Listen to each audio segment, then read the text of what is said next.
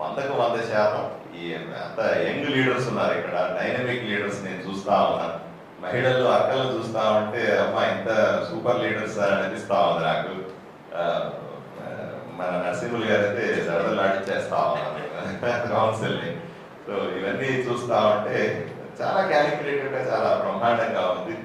ఆదోనిని అభివృద్ధి చేసుకోవడానికి అత్యంత అనుకూలమైనటువంటి వాతావరణం వచ్చిందేమో అని నాకు మనస్సాక్షిగా అనిపిస్తా ఉంది. అధికారులు కూడా అనుభవం ఉన్న అధికారులు ఉన్నారు. నేను చాలా మందితో వ్యక్తిగతంగా కూడా కలిశాను, ఒక్కొక్క డిపార్ట్మెంట్ ని వ్యక్తిగతంగా కూడా కలిశాను.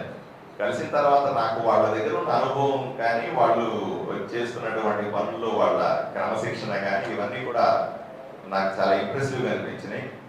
అధికారులని సమన్వయం చేసుకొని తప్పనిసరిగా ఇటు రాజకీయాన్ని అటు అధికారుల్ని సమన్వయం చేసుకుని ముందుకెళ్ళగలననే ధైర్యం నాకు ఉంది. కాబట్టి అన్నిటికంటే మనకున్న పెద్ద ఛాలెంజ్ నాకు ఒకటి పెద్దలు మాట్లాడిన తర్వాత అనిపిస్తుంది. ఆదోని మున్సిపాలిటీ రెండవ మున్సిపాలిటీ మనకు అందరికీ తెలుసు. ఇప్పుడు కాకినాడ మున్సిపాలిటీ ఏర్పడినప్పుడు అంటే అధ్యక్ష, ఇప్పుడు మనం వచ్చినాము ఇప్పటికీ ఇలా అయింది. నేను మళ్ళీ రాజకీయాల జోలికి వెళ్ళిన అప్పుడు ఇట్లా అయింది, ఆ పార్టీ ఇట్లా చేసింది, ఈ పార్టీ ఆ జోలికి వెళ్ళాను అధ్యక్ష. కానీ మనందరి అభిప్రాయం ఏంటంటే 42 మంది, నాతో పాటు 43 మంది అధికారులు, 20 మంది, 100 మంది అభిప్రాయం ఏంటంటే, ఇక్కడ జర్నలిస్టుల అభిప్రాయం కూడా వీళ్ళు 50 మంది కలిపితే 150 మంది అభిప్రాయం ఏంటంటే, అరే మున్సిపాలిటీ అభివృద్ధి చెందలేదు, ఊరు బాగుపడలేదు అని మనం అందరూ బాధపడతా ఉన్నాం అధ్యక్ష. దీనికి ఒకటే నాకు అనిపించింది, వీళ్ళు మనం ఆదాయం తక్కువ అవసరాలు ఎక్కువ కనబడుతున్నాయి అధ్యక్ష. దీని మీద ప్రత్యేకంగా దృష్టి పెట్టాల్సిన అవసరం కూడా ఉంది. మనంతా చదువుకున్న వాళ్ళము, కొంత లాభజ్ఞానం ఉన్నవాళ్ళం కాబట్టి చిన్న చిన్న డబ్బులకి మనము అరే దీన్ని శాంక్షన్ చేయాలన్నా వద్దా అని ఆలోచన చేస్తా ఉన్నాం, జెన్యూన్ గా ఆలోచన చేస్తాం. ఉన్న వనరులు తక్కువగా ఉన్నాయి, అరే ఇంతేసి డబ్బుల్ని మనం ఇప్పుడే ఖర్చు పెట్టి రేపు ఎమర్జెన్సీ వస్తే ఏమవుతుంది, రేపు వర్షాలు పడి ఇబ్బంది అయితే ఏమవుతుంది అనే ఆవేదన మనందరిలో కనపడతాం.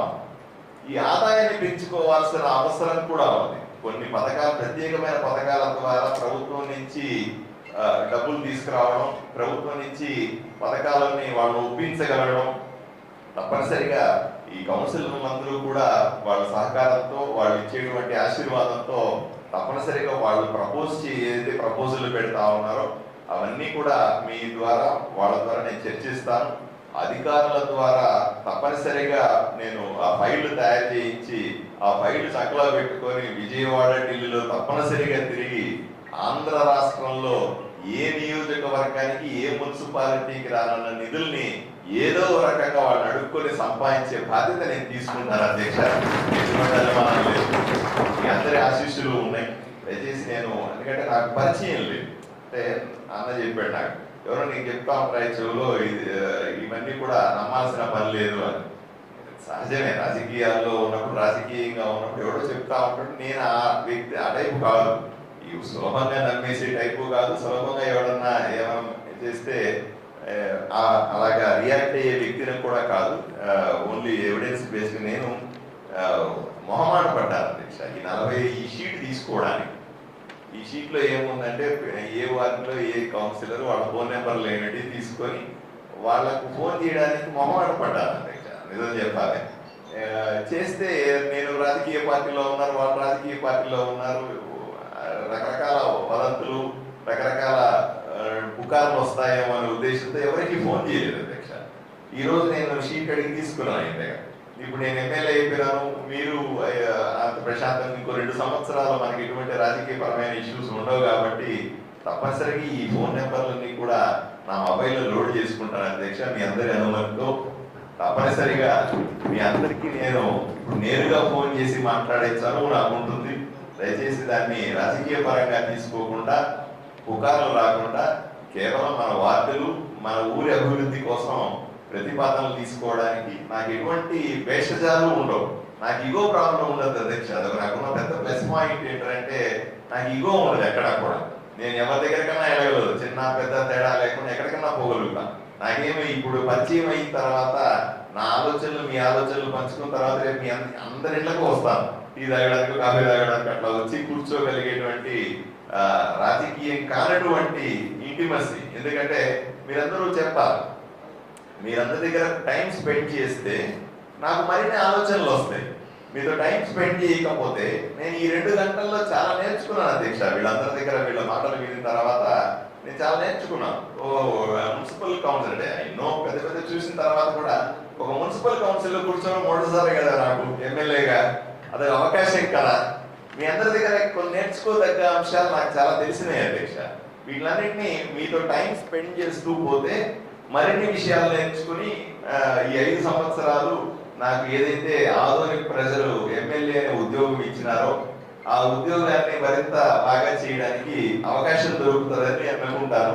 దయచేసి నేను మీతో మాట్లాడడం కానీ, నేను మీ ఇంటికి రావడం కానీ, లేదా మీ దగ్గరకు వచ్చి కూర్చోవడాన్ని రాజకీయ పరంగా చూడొద్దని, దాన్ని పెద్ద వదంతులు సృష్టించొద్దని మా పత్రికా విలేకరులకి రిక్వెస్ట్ చేస్తున్నాను అధ్యక్ష. రెండవది, పెద్దలు చాలా వ్యాలిడ్ పాయింట్ చెప్పారు అధ్యక్ష. ఇప్పుడు నేను ఎమ్మెల్యేగా అయ్యాను అధ్యక్ష. ఎమ్మెల్యే అయిన తర్వాత మాకు ప్రమాణ స్వీకారం ముందు రోజు ఒక ట్రైనింగ్ ప్రోగ్రామ్ పెట్టారు అధ్యక్ష. ఎందుకు పెట్టారు అంటే, నువ్వు అసెంబ్లీలోకి అడుగు పెడతా ఉన్నావు, అదొక భావోద్రేకమైనటువంటి అంశం. అసెంబ్లీలో అడుగు పెట్టడం, అధ్యక్ష అని పిలవడం భావోద్రేకమైన అంశం. అది అట్లాంటప్పుడు నువ్వు చేయాల్సింది ఏంటి, చేయకూడదు ఏంటి, అసెంబ్లీలు అంటే ఏంటి అనే విషయాల్ని అవగాహన కల్పించడానికి. అలాగే కౌన్సిల్లో పెద్దలు బాలాజీ గారు చెప్పారు, మిగతా వాళ్ళు కూడా చెప్పారు, ఏమంటే నీళ్లు ఎక్కడి నుంచి ఎక్కడికి వస్తాయో అవగాహన కల్పించాలి కదా. మాకు అడ్మినిస్ట్రేషన్ మీద కొంత కంట్రోల్ ఉండాలి కదా. బైలాస్ మీద కానీ లేదా ప్రొసీడింగ్స్ మీద కొంత అవగాహన కల్పించాలి కూడా. అంటే ఇప్పుడు అమ్మ పెద్దమ్మ ఆడ కనబడతా ఉంది, అక్కలు కనబడతా ఉన్నారు, వీళ్ళందరికీ కూడా అవసరం ఉంది. వాళ్ళకు కూడా అవగాహన కల్పిస్తే వాళ్ళు బ్రహ్మాండంగా మాట్లాడతారు, అట్లే ఇబ్బంది లేదు. 2-3 ఎందుకు మాట్లాడాలి, 42 మంది మాట్లాడాలి కదా. వాళ్ళ సమస్యలు వాళ్ళకు ఉంటాయి కదా. సో కొంతమంది ప్రొసీడింగ్స్ బాగా తెలిసినట్టుగా నాకు తెలుసు, నాకు అర్థమైంది వాళ్ళ భాషను బట్టి, వాళ్ళ అప్రోచ్ను బట్టి. బట్ అందరికీ కూడా మున్సిపాలిటీలో జరిగేటువంటి వాటర్ సప్లై మీద అవగాహన కల్పించమన్నారు, ప్రొసీడింగ్స్ మీద లేకపోతే యాక్టివిటీ మీద చేయమన్నారు. ఇది తప్పనిసరిగా చేయాల్సిందిగా నేను అధికారుల్ని విన్నవించుకుంటున్నాను మీ ద్వారా. తప్పనిసరిగా ప్రతి ఒక్కరూ కూడా మ్యాప్ వేయాలి సార్. ప్రెజెంటేషన్స్ నిరంతరం జరగాలి సార్. ఇంత బ్యూటిఫుల్ హాల్ ఉంది సార్, ఇక్కడ ఓ మంచి ప్రెజెంటేషన్ ఇవ్వగలిగితే అధికారులు, ఏమంటే నీళ్లు పలానా చోటు నుంచి పలానికి వస్తాయి, ఇన్ని నీళ్లు వస్తాయి, మన అవసరం ఇన్ని నీళ్లు ఉంది, ఇక్కడి నుంచి ఇలా పోతాయి, వేస్టేజ్ పలానా చోట ఉంది, ఫిల్టరింగ్ ఇలా చేస్తాము, మన అవసరాలకి ఇంత సప్లై చేస్తాము, వారానికి ఒకసారి సప్లై చేయాల్సిన పరిస్థితులు దీనివల్ల ఏర్పడ్డాయి. తప్పనిసరిగా దీన్ని వారానికి కాకుండా 3 రోజులకు 2 రోజులకు తేవాలంటే మనం కౌన్సిల్ వైపు నుంచి తీసుకోవాల్సిన నిర్ణయాలు ఇవి అని ముందుగా అవగాహన కల్పిస్తే అందరూ సహకరించడానికి సిద్ధంగా ఉన్నారని నాకు అర్థమైంది అధ్యక్ష. కాబట్టి దయచేసి అధికారులు అటువంటి మ్యాప్స్ కానీ తీసుకొని దయచేసి ఒక ప్రెజెంటేషన్ ఇవ్వండి. ప్రెజెంటేషన్ లేకపోతే కంటెంట్ ఇచ్చినా సరే నేను బ్రహ్మాండంగా ప్రజెంట్ చేస్తాను, అది కూడా నేను చేయగలను. నాకు కొంత అవగాహన, చాలా చదువుకున్నాను నేను ఈ నీళ్లు వాటి గురించి. మీరు మీ కంటెంట్ ఇస్తే కూడా మీరు చేసినా, మీతో పాటు నేను కూడా చేసినా బ్రహ్మాండంగా వీళ్ళకి అవగాహన కల్పించడం సాధ్యం. రెండోది, ప్రాజెక్టు డ్యామ్ గురించి కూడా ముగిస్తాను. ఈ ఆదాయం గురించి సార్, నేను ఏంటంటే ఆదాయం అన్నది మనకి రెవెన్యూ ద్వారానే వస్తాం. రెవెన్యూ ఆదాయాన్ని పెంచుకోవాలంటే పన్నులు ఎక్కువ వేసామనుకోండి, మళ్ళీ కామన్ మ్యాన్ గొడవ చేయడం మొదలు పెడతాం. అదొక సమస్య కింద తయారవుతుంది మనందరికీ కూడా. అలా భారాన్ని పెట్టలేము. కొన్ని స్కీమ్స్ ద్వారా కొంత డబ్బులు వస్తాయి, కానీ ఆ పర్టికులర్ స్కీమ్కే వాడాల్సి వస్తుంది. మనకి ఇక్కడ అవసరమైంది ఏంటి, జనరల్ ఫండ్ అవసరం ఎక్కువ కనపడతా ఉంది ఇక్కడ. ఈ జనరల్ ఫండ్ పెరగాలంటే సాధ్యం అయ్యే పని నాకు అయితే కనిపించట్లేదు. మొండి బకాయిలు ఏమున్నాయో వాటినన్నింటినీ వార్డుల వైజ్గా తీసుకొని, మన వార్డులో మొండి బకాయిలు ఉంటాయి సార్, ఆ మొండి బకాయిల్ని వసూలు చేయడం మీద మనమంతా కూడా దృష్టి పెట్టగలిగితే ఖర్చు పెట్టడానికి చేయి ఆడుతుంది, లేకపోతే ఆడే అవకాశం లేదు. రెండవది ఏంటి, దాతల నుంచి కూడా మన వార్డుల్లో రూపాయి సంపాదించిన వాళ్ళు ఉంటారు, వాళ్ళని కూడా దీంట్లో తీసుకొని వచ్చి వాళ్ళ ద్వారా ఆయా వార్డుల్లో పని చేయించడం అనే దాని మీద దృష్టి పెట్టగలిగితే పెద్దగా ప్రోటోకాల్స్ ఇప్పుడు చూడండి సార్, ఒక 5 లక్షలు 10 లక్షలు కూడా మనం కౌన్సిల్ సమావేశానికి తీసుకొని వచ్చి దీంట్లో ఆర్గ్యూ చేసి మనం పెట్టే బదులు కొంతమంది దాతలు కూడా ముందుకు వస్తే చాలా అద్భుతంగా ఉంటుందని నా వ్యక్తిగతంగా భావన. రెండోది డిపిఆర్ల గురించి సురేంద్ర గారు పెద్ద మంచి సలహా ఇచ్చినారు. సందీప్ రెడ్డి గారు సందీప్ రెడ్డి గారు మంచి సలహా ఇచ్చినారు. ఏమంటే డిపిఆర్ల ఖర్చు ఇంత అయితే 1%, 1.5% ఖర్చు అయితే ఆ ప్రాజెక్ట్ వస్తుందో లేదు, శాంక్షన్ అవుతుందో లేదు, వస్తే ఎంత డబ్బులు వస్తాయో తెలియదు, ఎన్ని రోజులు పడదో తెలియదు. ఈ డబ్బులు జనరల్ ఫండ్లో నుంచి పెట్టమంటే ఇక్కడ రెవెన్యూతో ఇబ్బంది కదా అనే పాయింట్ వ్యాలిడ్ పాయింట్ యాక్చువల్గా. కానీ వాళ్ళు ప్రతి ఒక్క పథకం ఇచ్చేటప్పుడు డిపిఆర్లు మీరు పెట్టుకోవాలండి అంటారు. డిపిఆర్లు మనం తయారు చేయలేమా అనే ఒక ప్రశ్న కూడా చెప్తాం. ఇంతమంది ఇంజనీర్లు ఉన్నాం కదా, ఇంతమంది ఉన్నారు కదా, డిపిఆర్లు చేయలేమా అనే భావన కూడా చెప్తాం. దీని గురించి కూడా ఆలోచన చేయాలి. వీలైతే ప్రభుత్వం ఆ స్కీమ్లో డబ్బులు మనం కాంట్రాక్ట్ ఇస్తామనుకోండి సార్, వాడికి 10% ముందుగా డబ్బులు ఇస్తాము. నువ్వు ఖర్చు పెట్టుకొని ప్రాజెక్ట్ మొదలు పెట్టమని కొన్ని ప్రాజెక్టులు ఉంటుంది. కొన్నిసార్లు ఇప్పుడు మనకు ఉన్నటువంటి తక్కువ బడ్జెట్లో తర్వాత ఎప్పుడో సంవత్సరం 2 సంవత్సరాలు డబ్బులు ఇస్తాం. కానీ పెద్ద ప్రాజెక్టులు అంతా కూడా ఏంటంటే అడ్వాన్స్ పేమెంట్ 10% ఇస్తారు. ఇచ్చిన తర్వాత పని మొదలు పెట్టుకోవడానికి అవకాశం దొరుకుతుంది. స్కీముల్లో అట్లాంటి అవకాశాలు తక్కువ. బట్ ఏదేమైనప్పటికీ కూడా ప్రభుత్వం దృష్టికి తీసుకెళ్ళడానికి అవకాశం ఉన్నటువంటి ఒక పాయింట్ అది. అన్ని మున్సిపాలిటీలు బాగున్నాయి కాబట్టి వాళ్ళకి ఇబ్బంది లేదు. మన మున్సిపాలిటీ పరిస్థితులు వేరే కాబట్టి తప్పనిసరిగా సందీప్ రెడ్డి గారికి తప్పనిసరి ఈ విషయాన్ని ప్రభుత్వం తీసుకెళ్తాను సార్.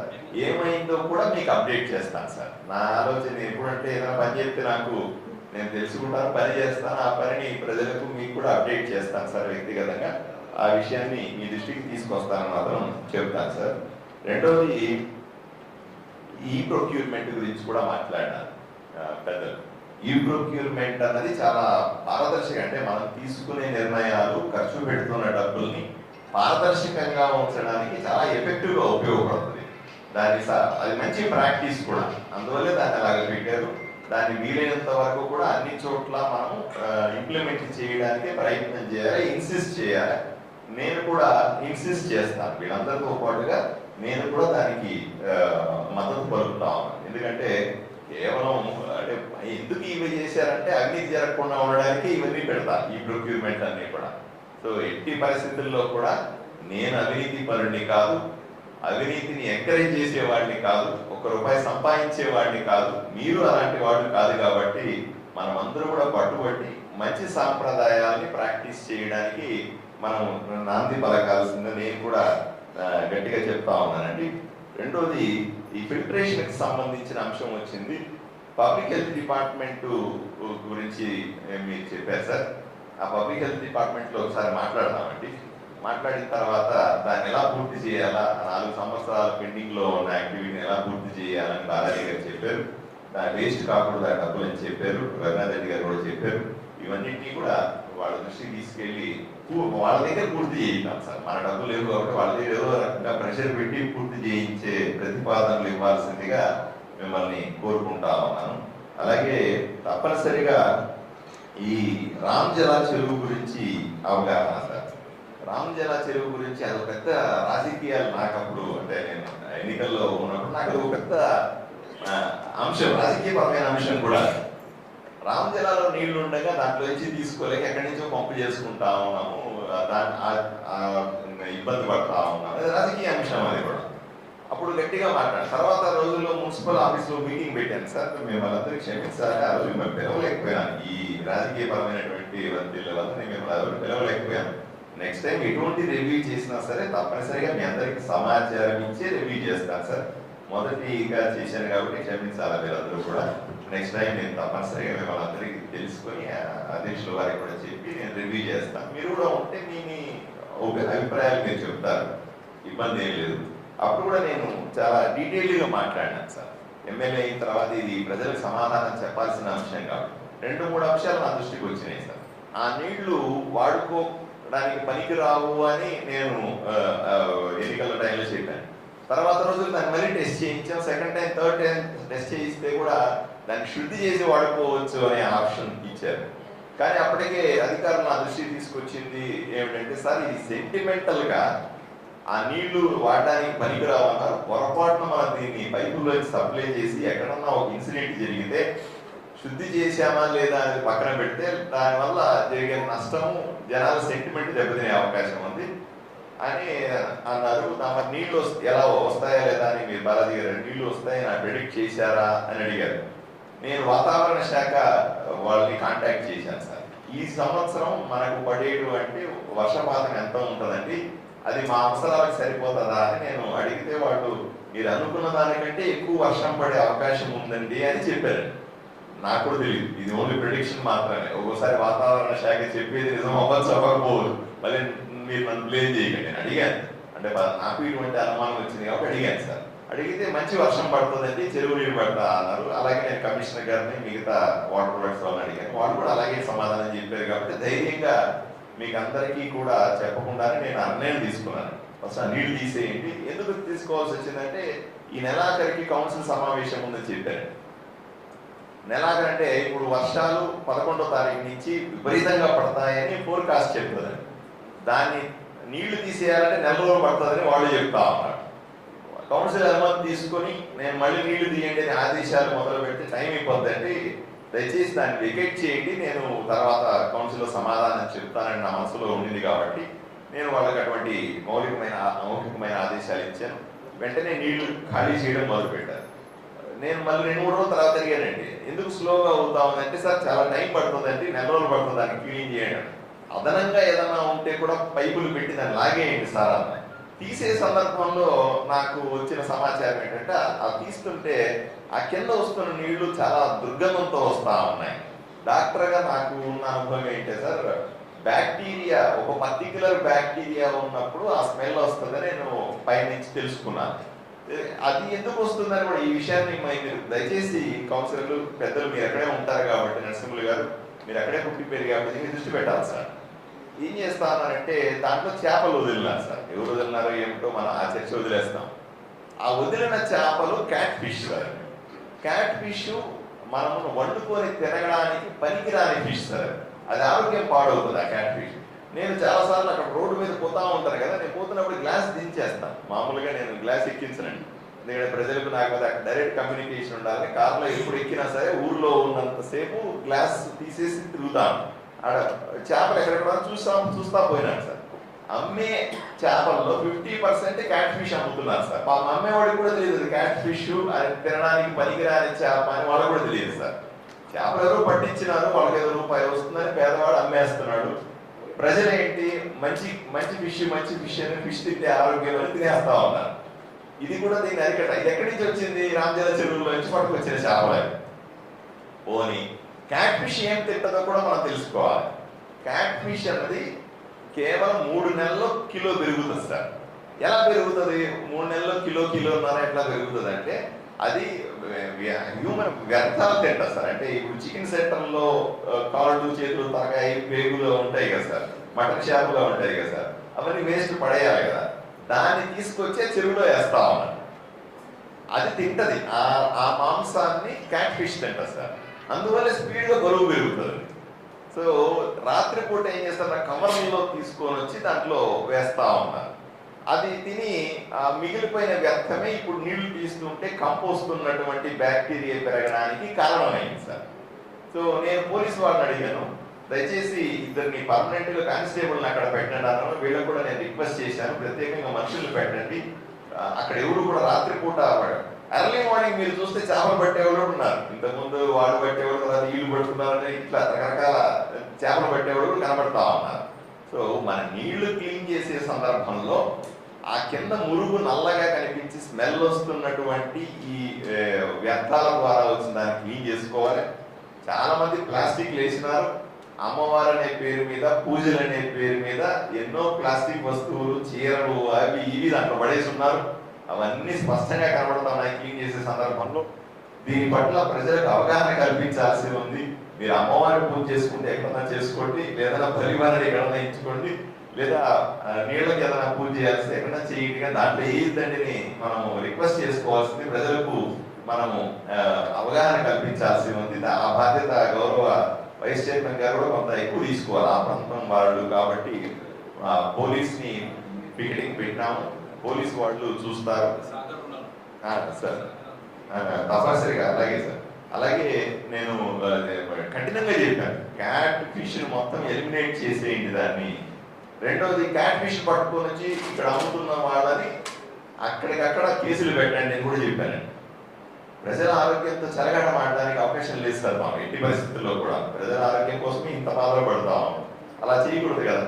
దీని గురించి కూడా ప్రత్యేకంగా మీకు సమాధానం నేను చెప్పాలి కాబట్టి నేను చెప్తా ఉన్నాను సార్. ఈ ఊర్లో నేను రాగానే ఏం చెప్పానంటే, ఈ ఊర్లో బ్యాక్ ఆడడానికి లేదు అన్నారు. బ్యాక్ ఆర్డర్ రాయాలంటే నన్ను తిట్టుకొని తిడుతున్నాను. మేము కొండల్లోకి వెళ్ళి ఊరు దాటి బ్యాక్ ఆడాల్సి వస్తుందని బాధపడతా ఉన్నారు. నాకు సారా ఉండడానికి వీల్లేదు. నేను వాల్మీకి సామాజిక వర్గానికి చెందినవాడు, వాళ్ళు అక్కడ వాల్మీకి సామాజిక వాళ్ళు అనవసరంగా బ్లేమ్ చేసి ఎప్పటి నుంచో వాల్మీకులు సారా కాస్తారు అనే భావంతో ఎట్టి పరిస్థితుల్లో చెడ్డ పేరు రాకూడదనక అధ్యక్ష అక్క మీకు నాకు ఇక్కడ ఉన్నటువంటి వాల్మీకి సమాజం చెందిన ఊళ్ళో ఉన్న వాళ్ళు ఎవరికి చెడ్డ పేరు రాకూడదు, ఎట్టి పరిస్థితుల్లో కూడా నాటు సారా ఉండకూడదు అన్నాను. నాటు సారా కాసే వాళ్ళంతా గొంతుల్లాగా పెట్టుకొని ఉన్నారు నా మీద. మట్కా ఆడదని చెప్పినాను, మట్కా ఉంటే కుదరదని చెప్పినాను. వాళ్ళు నా మీద కోపం పెట్టుకొని ఉన్నారు. కబ్జాలు వద్దని చెప్పినాను. ఇంకా నా బాధలు మీకు తెలియదు సార్, మీరు రాజకీయ నాయకులే, మీకు తెలియదు. నేను కబ్జాలు వద్దన్నాను, రౌడీజం వద్దాను, గుండాయిజం వద్దాను. ఇంకా ఒక అడుగు ముందుకేసి ఎవడన్నా నా పేరు మీద ఇలాంటివి చేస్తే తోలు తీస్తానని చెప్పినాను అధ్యక్ష. దాని మీద కూడా నాకు ఎంతమంది అభిమానులు ఉన్నారో ఈ ఊర్లో, ఇప్పుడు అంతమంది శత్రువులు తయారైన పరిస్థితి ఉంది. కాబట్టి కానీ నేను తట్టుకోగలను అధ్యక్ష, ఏం ఇబ్బంది లేదు. నేను పోలీస్ ఆఫీసర్ సార్ మీకు సెక్యూరిటీ ప్రాబ్లం ఉంది సార్, సెక్యూరిటీ పెంచాలి అన్నాడు. ఏం పర్లేదండి, అట్లాంటివన్నీ నేను పెద్ద పట్టించుకునేవాడిని కాదు, నేను మేనేజ్ చేసుకుంటానని చెప్పాను అధ్యక్ష. కాబట్టి వరి అవ్వాల్సిన అవసరం ఏం లేదు. ఈ పోలీసు వాళ్లకు మీ ద్వారా అయ్యా మీరందరూ లీడర్లు, పోలీస్ ఆఫీసర్లకు చాలా స్పష్టంగా చెప్పినాను అధ్యక్ష, మీకు కూడా అప్డేట్ చేస్తున్నాను అధ్యక్ష. పోలీసు వాళ్ళకు ఒకటే చెప్పినాను, ఊర్లో ఎటువంటి అసాంఘిక కార్యక్రమం జరగడానికి వీల్లేదు. వీళ్ళందరూ ఏమంటే ప్రభుత్వం మారింది, ప్రభుత్వం మారిన వెంటనే అప్పుడు అంత చేసే మేము ఇప్పుడు ఇట్లా చేస్తాం, మాకు అది ఇచ్చిన ఇట్లా మొదలు పెడతారు అధ్యక్ష. ఇది సహజంగానే ఆలోచన విధానం రాజకీయ. సో ఎట్టి పరిస్థితుల్లో కూడా అసాంఘిక కార్యక్రమాలు ఉండకూడదని పోలీసుకు పూర్తి స్వేచ్ఛనిచ్చారు అధ్యక్ష. పోలీసులు చాలా ప్రమాణంగా పనిచేస్తా ఉన్నారు. వాళ్ళు అన్ని కూడా లా అండ్ ఆర్డర్ని కంట్రోల్లోకి తీసుకొస్తారనే నమ్మకం నాకుంది. కాబట్టి ఈ విషయాన్ని గౌరవ కౌన్సిలర్లందరికీ కూడా నేను అప్డేట్ చేస్తున్నాను. దయచేసి మీ వార్డుల్లో ఎటువంటి అసాంఘిక కార్యక్రమం జరిగిన అధ్యక్ష కౌన్సిలర్గా వీళ్ళకి కూడా కొంత అనుభవం ఉంది, తెలుసు వాళ్ళకి ఎవరు సారా కాస్తారనో, ఎవరు మట్కా ఆడతాడనో, ఎవరు చేస్తాడనో పూర్తిగా నిర్మూలించాలన్నటువంటి నా ఆలోచన విధానం, మీ ఆలోచన విధానం కూడా ఒకటే అయినప్పుడు కంపల్సరీగా లా అండ్ ఆర్డర్ని కంట్రోల్ చేయాల్సిన అవసరం, లేదా ఈ ఊరిని స్వచ్ఛంగా ఉంచాల్సిన అవసరం గురించి మాత్రమే అలా చెప్పాను. రెండోది ప్రయారిటీస్, ప్రభుత్వానికి సంబంధించిన లేదా నాకు సంబంధించిన లేదా మనందరికీ సంబంధించిన ప్రయారిటీస్ కూడా ఫిట్ చేసుకోవాల్సింది అధ్యక్ష. ఈ సందర్భంలో ఈరోజు ప్రజలు కోరుకుంది మనందరూ డిస్కస్ అయ్యి, ఇప్పుడు ఈరోజు మేము 3 గంటలు కూర్చున్నాం అధ్యక్ష. 3 గంటల్లో 31 ఎజెండాను 6 మన టేబుల్ ఎజెండాను ముందు పెట్టాము. 37 అంశాల్లో 20 అంశాలకు పైన నీళ్లకు సంబంధించిన అంశాలు మీరందరూ గమనించారు లేదు అధ్యక్ష. అంటే హైయెస్ట్ ప్రయారిటీ, హైయెస్ట్ నీళ్ల మీద కనబడతా ఉంది అధ్యక్ష. నీరు అత్యంత ప్రయారిటీ. రెండవది అత్యంత ప్రయారిటీ మిగతా టేబుల్ ఎజెండాలో రోడ్లు రిపేర్లు చేసుకోవడం మనమైతే ఎక్కువ మంది వాళ్ళు సభ్యులు కూడా ఆవేదన వ్యక్తం చేస్తాం. మేము ఎన్నోసార్లు ప్రతిపాదనలు ఇచ్చినప్పటికీ కూడా పట్టించుకోలేదని ఆవేదన వ్యక్తం చేసేదంతా రోడ్లు గుంతల గురించి మనకు కనపడతా ఉంది అధ్యక్ష. అలాగే రోడ్లు వెడల్పు గురించి మాట్లాడుతూ ఉన్నారు, ఆక్రమణల గురించి మాట్లాడుతూ ఉన్నారు అధ్యక్ష. తర్వాత 3వ ప్రయారిటీ సభ్యులు ఎక్కువ మంది మాట్లాడిన వాళ్ళలో నాకు తెలిసినంత వరకు కూడా మరుగుదొడ్లకు సంబంధించిన సమస్య కూడా ఎక్కువగా, డ్రైనేజీ మరుగుదొడ్లకు సంబంధించిన సమస్య హైయెస్ట్ ప్రయారిటీ కనపడతా ఉంది అధ్యక్ష. అన్నింటిలో కూడా మీ ఆలోచన విధానం, నా ఆలోచన విధానం కూడా ఒకటే అని సభ్యులకందరికీ కూడా నేను విన్నవించుకుంటూ, నేను తీసుకున్న నీళ్ల గురించి మీకు ఆల్రెడీ చెప్పేశాను. ఈ రోడ్లు రిపేర్లు చేయడం గురించి అధ్యక్ష ఆర్ఎన్బి వాళ్ళకు అప్డేట్ చేయాలి కాబట్టి, గౌరవ సభ్యులకు అప్డేట్ చేయాల్సిన బాధ్యత నాకుంది కాబట్టి చెప్తున్నాను అధ్యక్ష. మీ ద్వారా ఆర్ఎన్బి వాళ్ళని వెంటనే ఈ గుంతల్ని పూడ్చడానికి తగిన ప్రతిపాదనలు చేయమని చెప్పాను. ఎందుకంటే రెవెన్యూ శాఖ మంత్రి పక్క జిల్లాలో నంద్యాలలోనే ఉన్నాడు మన జనార్దన్ గారు. నేను ఆయనతో మాట్లాడొచ్చాను అధ్యక్ష. మీ ప్రతిపాదనలు తీసుకురండి అన్నాడు. ఇక్కడ ఈ గారి దగ్గర 1,60,00,000కి సంబంధించిన గుంతలు పూడ్చడానికి ప్రతిపాదనలు రెడీ చేసి వాళ్ళకు ఈ రోజు రేపు పంపించేస్తాం అధ్యక్ష. పంపిస్తే వెంటనే అప్రూవల్ ఇస్తా అన్నాడు. ఈ మేరకు చిన్న బడ్జెట్ కాబట్టి అప్రూవల్ ఇస్తా అన్నాడు. అప్రూవల్ ఇస్తే మొన్ననే మీరు చూశారు, మీ అందరూ కూడా సోషల్ మీడియాలో కూడా చూశారు, ఆర్టీఓ గారి సమక్షంలో అన్ని డిపార్ట్మెంట్లు రివ్యూ చేసినప్పుడు కూడా దీని మీద ప్రత్యేకంగా చర్చించాము అధ్యక్ష. వర్షాలు పడతాయి, గుంతలు వెంటనే కూర్చుకోవాలి, యాక్సిడెంట్లు అవుతాయి, ఆరోగ్యాలు పాడవుతా ఉన్నాయి, వెహికల్స్ దెబ్బతింటాయి అంటారు, ఆటోలన్నీ కూడా, బైకులన్నీ కూడా. వీటి మీద అన్నాము ఇవి వెంటనే యుద్ధ ప్రాతిపదిక మీద ఈ 1,60,00,000 శాంక్షన్ చేసుకోవడానికి ప్రయత్నం చేస్తాను అధ్యక్ష. చేసుకొని వర్షాలు పూర్తి స్థాయిలో 10 రోజుల్లో వస్తాయి కాబట్టి అంతలోపలే గుంతలను పూడ్చే పని తీసుకుంటాను. రెండవది రోడ్ల వెడల్పు గురించి ఆల్రెడీ పని మొదలు పెట్టాము. గౌరవ సభ్యులు కూడా చూస్తూ ఉంటుంటారు. అక్కడక్కడ బుల్డోజర్లు పెట్టి కొడతా ఉన్నాం. ఒకేసారి కొడితే కూడా ఇబ్బంది అధ్యక్ష. ఎందుకంటే చిన్న చిన్న పనులు చేసుకునే వాళ్ళు, వాళ్ళకు తగినంత అవకాశం ఇచ్చి చెప్పి మార్చుకోమని చెప్పి తీయాల్సిన పరిస్థితి ఉంటుంది. ఒకటి మాత్రం స్పష్టంగా టౌన్ ప్లానింగ్ కానీ లేదా మిగతా అధికారులకు కానీ పోలీసులు కానీ స్పష్టంగా ఆదేశాలు ఇచ్చారు. ఎవ్వరు చెప్పినా నేను వినను అని చెప్పాను. నా దగ్గర నేనైతే నేను ఏది రికమెండే చేయను. ఎవడన్నా వచ్చి ఆక్రమణ నాదేనా, నువ్వు చెప్పు పోయి కొట్టు, నాది మాత్రం కొట్టదని చెప్పు, మిగతా వాళ్ళని కొట్టమని చెప్పు అంటే ఎట్టి పరిస్థితుల్లో నేను రికమెండేషన్లు చేయనని నేను అధికారులకు మాట ఇచ్చాను అధ్యక్ష. ఏదైతే పేపర్ మీద ఉందో, ఏదైతే డిజైన్ లో ఉందో ఆ ప్రకారంగా పోండి అని పూర్తి స్థాయి వాళ్ళకి ఫ్రీడమ్ ఇచ్చాను అధ్యక్ష. ఈ పార్టీ ఆ పార్టీ అది ఇది అని లేకుండా ఆ ప్రజలకు జవాబుదారీ కాబట్టి మనం దయచేసి మీరందరూ కూడా సహకరించాలని మీ వార్డుల్లో వాళ్ళకు మీరు కూడా నచ్చ చెప్పాల్సిన అవసరం ఉంది. అయ్యా మనం రోడ్డు వైడనింగ్ అయితే తప్ప ఈ ట్రాఫిక్ సమస్యకి పరిష్కారం రాదు. ప్రజలు దానికోసమే ఆ మార్పు కోసం ఓటేశారు ఈసారి. కాబట్టి అది అత్యవసరం అని చెప్పి ప్రజలకు చెప్పాలి. వీళ్ళ ద్వారా నేను ప్రజలను కూడా విన్నవించుకుంటా ఉన్నాను. మీ వార్డులో కూడా చెప్పండి.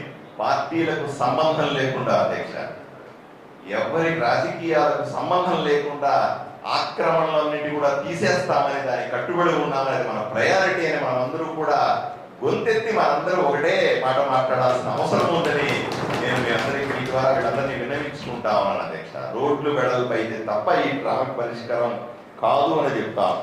మూడోది మరుగుదొడ్లకు సంబంధించి 2 అంశాలు అధ్యక్ష సభ్యులకు అప్డేట్ చేయాలి. ఒకటి, స్వచ్ఛ భారత్ స్కీమ్ మళ్ళీ మొదలవుతుంది అధ్యక్ష. ఇప్పుడు నరేంద్ర మోదీ గారు వచ్చారు, కేంద్ర ప్రభుత్వం స్వచ్ఛ భారత్ మీద చాలా సీరియస్ గా ఉంది కాబట్టి స్వచ్ఛ భారత్ కింద మరుగుదొడ్లు ఇచ్చే కార్యక్రమం మళ్ళీ సీరియస్ గా మొదలు పెడతాం. ఎక్కువ శాంక్షన్ మనం తీసుకుంటాం అధ్యక్ష, ఏం అనుమానం లేదు. తీసుకొని ఆ ఇంటింటికి మరుగుదొడ్లు ఇవ్వడం, కామన్ గా మరుగుదొడ్లు కట్టడం అనేది వెంటనే చేస్తాం. నిన్ననే నేను ఈ అంశం మీద ఈ సులభ్ కాంప్లెక్స్ అనే వాళ్ళ ఆ కంపెనీతో మాట్లాడినాను అధ్యక్ష. వాళ్ళు కూడా సార్ మీరు మున్సిపాలిటీ వైపు నుంచి ఎక్కడ ఖాళీ ప్రదేశాలు కనిపిస్తే అక్కడ మేము కట్టేస్తాము, బ్రహ్మాండంగా మెయింటైన్ చేస్తాం. ఏమిటి మున్సిపాలిటీ కడితే వచ్చే ప్రధాన సమస్య ఏమిటి? నెల రోజులు బాగుంటే నెల రోజుల తర్వాత మెయింటెనెన్స్ ప్రాబ్లం వచ్చి పాడైపోతుంది. దాన్ని మళ్ళీ డబ్బులు పెట్టాలంటే మళ్ళీ ఈ కౌన్సిల్లో ఇదే రకమైన వాదోపవాదాలు ఉంటాయి. కాబట్టి మెయింటెనెన్సే కీలకం అవుతుంది. కట్టడం పెద్ద కష్టం కాదు, మెయింటెనెన్స్ ఇష్యూ. సులభ వాళ్ళతో వచ్చిన ఇబ్బంది ఏమిటంటే వాళ్ళు మీరు ఎక్కడ చెప్తే అక్కడ కడతాం సార్, ఎన్ని చెప్తే అని కడతాం అంటున్నారు. సంతోషమే. కడితే ఏంటంటే వాళ్ళు టాయిలెట్ పోయినప్పుడు ఇంత డబ్బులు వసూలు చేస్తారు. వాళ్ళు 4 రూపాయలు అని చెప్తున్నారు. మనం కన్విన్స్ చేసి వాళ్ళని ఒత్తిడి చేస్తే 2 రూపాయలు అనుకోండి. మనం ప్రజలకు ఆ 2 రూపాయలని భారం వేయచ్చా లేకూడదు, సభ్యులు ఒపీనియన్ కూడా తీసుకోవాలి. నేను తొందరపడి ఆ నిర్ణయం తీసుకోలేదు. సభ్యులకు కూడా మీరు కూడా ప్రజల్లో కొంత అవగాహన కల్పించి కనీసం మార్కెట్లో వరకైనా సరే, అంటే రెసిడెన్షియల్ కాలనీలో కాకుండా మార్కెట్లో వరకైనా సరే, బాగా రద్దీగా ఉన్న ప్రాంతాల వరకైనా సరే మనం సులభ వాళ్ళకి ఇచ్చి డబ్బులు నెగోషియేట్ చేసి 4 రూపాయలు 3 రూపాయలు ఎంతో 2 రూపాయలు చేసి వాళ్ళకి ఇవ్వగలిగితే బ్రహ్మాండంగా మంచి పేరు వస్తుంది. కౌన్సిల్ కూడా మంచి పేరు వస్తుంది అధ్యక్ష. మీ ఎక్కడెక్కడ వార్డులు వాళ్ళు నాకు ఎన్ని కావాలంటే అది కడతామంటారు. నేను కేంద్ర ప్రభుత్వం నుంచి ఒత్తిడి కూడా తెస్తాను వాళ్ళ మీద. కాబట్టి ఈ అంశంలో కమిషనర్ గారు కానీ మిగతా అధికారులు కానీ మీరు ఎక్కడెక్కడ స్థలాలు ఐడెంటిఫై చేసి కౌన్సిల్ దృష్టికి తీసుకొని వస్తే గౌరవ సభ్యులు కూడా ఆమోదిస్తే ఆ అంశాన్ని తప్పనిసరిగా మనము ఈ మరుగుదొడ్లు నిర్మించి మంచి పేరు తెచ్చుకోవాలనే ఆ కోరిక ఉంది. ఈ మరుగుదొడ్ల అంశం కూడా ఇది చెప్తాను. ఇక మూడవది అన్నిటికంటే ముఖ్యమైనది 1వ తారీఖున ఇదేం రాజకీయ పరమైంది కాదండి. 1వ తారీఖున పెన్షన్లు పెరుగుతున్నాయి అధ్యక్ష. మన నియోజకవర్గంలో కూడా పెరుగుతా, అందరికీ పెన్షన్ పెరుగుతా ఉంది. దీంట్లో మనం అందరూ ప్రజాప్రతినిధులుగా అనుకోని, అదే పార్టీ అంశం కాదు, ఇది ప్రభుత్వానికి సంబంధించిన అంశం. మీరు కూడా అధికారంలో ఉన్నారు కాబట్టి మీరు కూడా ఈ ఈ విషయంలో మీరు వ్యక్తిగతంగా పాల్గొనాలని, నేను ప్రజలకు మంచి జరిగే అంశం కాబట్టి మీరందరూ కూడా పాల్గొనాలని నేను మిమ్మల్ని అందరినీ కూడా అభ్యర్థిస్తా ఉన్నాను అధ్యక్ష.